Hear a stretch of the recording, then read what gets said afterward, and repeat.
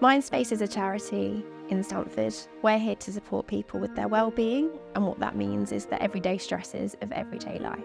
So it's a place that people can come, they can walk in the door, they can have a warm welcome and a cup of tea. And at the very core of Mindspace, it's a place that people can come to be listened to, and they can take part in activities that we don't always prioritise for ourselves to try and help us with those ups and downs and stresses of everyday life. Mindspace is somewhere I can actually unwind with other people, which for me is a rarity because I personally normally find social situations difficult, but Mindspace is one of the few places I can actually unwind with other people. This place is very nice, very good, top notch. You can just turn up, so anyone could just walk in the door. There's less people with mental health, anyone could just walk in. I know a very diverse range of people that come here in the groups that I go to. I find that so lovely that nobody feels excluded. So over the last 2 years, Mindspace has been really proud to have been able to help nearly 2,000 people to access thousands upon thousands of different sessions and activities. There are so many different groups that cater for various different interests that it's a wonderful hub and space and a valuable part of Stamford society, I think. 2.5 years ago, the garden was an overgrown, unloved allotment site that has been absolutely transformed by a group of volunteers with the professional skills and expertise to know what they were doing, and the passion and the commitment to drive it forward to create an amazing wellbeing garden for Mindspace. It is a really lovely, calm space. It's outside, so you don't feel quite so penned in as you perhaps would in other places, and people just really enjoy the outdoors, in nature, either getting their hands in the soil if they feel like doing that, or just enjoying a cup of tea. And there's always someone on hand when we're here on a session for a cup of tea and a piece of cake and a listening ear. Sometimes that's just what you need to turn your day around.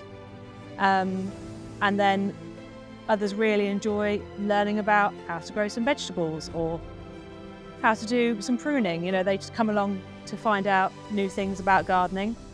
And the great thing now is that we've got a polytunnel, so we're here all through the year. It doesn't matter if it's raining, we're still in the polytunnel, we're still here. It's all jobs we can do in there. I think fundamentally, the very nature of mental illness and poor mental well-being is that feeling of being alone. And the mind swells and plays mean tricks on us and makes us think that we're all alone, negative things about ourselves, things around us. But actually, Mindspace is here to be that bridge. I guess it's not exactly treatment, but it's sort of company for a lot of people. It's activities to do, and I think managing mental health for anyone is you do have to do lots of different things. I've been coming here 3.5 years since I lost my wife to cancer. Got down in that dark hole where nobody wants to sit, and I hated everybody. So I've spent more than a decade of my life mostly withdrawn from society except for work, and it was especially since lockdown it really was making me feel quite unhappy and lonely. So we offer listening training. So once our volunteers have been with us for a little while, they can do listening training. So listening, it's not therapy, it's not counselling, it's the art of listening to somebody. And as long as they understand that you're listening and you can empathise and understand how they're feeling, just that makes a huge difference. I just got a sheet of paper and got some watercolour paints and started painting, and I realised that I was drawing angry lines in dark colours because obviously I was stressed. And Kate came along and started talking to me, and she didn't expect me to turn and talk to her, in response, but I was able to talk, but I was still carrying on. And I suddenly realised that I'd got brighter colours on the end of my paintbrush. And I'm sort of going, you've got into my head. How have you managed that? Now's a particularly difficult time for the charity sector, for Mindspace and for lots of other charities. And I think that's the fundamental challenge that we have.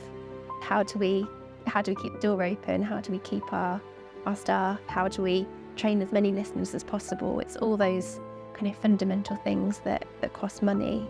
And that's what we really need that help and that support with. It's the donations that we get, £10 from an individual, more from companies, from people jumping out of planes, doing walks, getting sponsored to raise money for us. And that's what keeps the door open. That's what keeps the kettle on. That's what keeps the garden going. That's the foundations of what enables Mindspace. It's the generosity of people in donating their money to enable our work.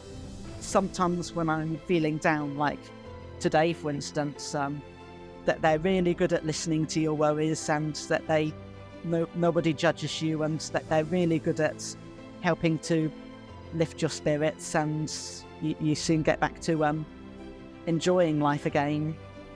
Neighbour came to me and said, why don't you try Mindspace? I phoned them up. Somebody said, why don't you come up? I came to the door, they welcomed me in with their arms open. I've been coming ever since. I mean, it's always going to be a journey, isn't it? Life is a journey from start to finish. It's been lovely, and I hope it continues to be really enjoyable to have Mindspace in my life.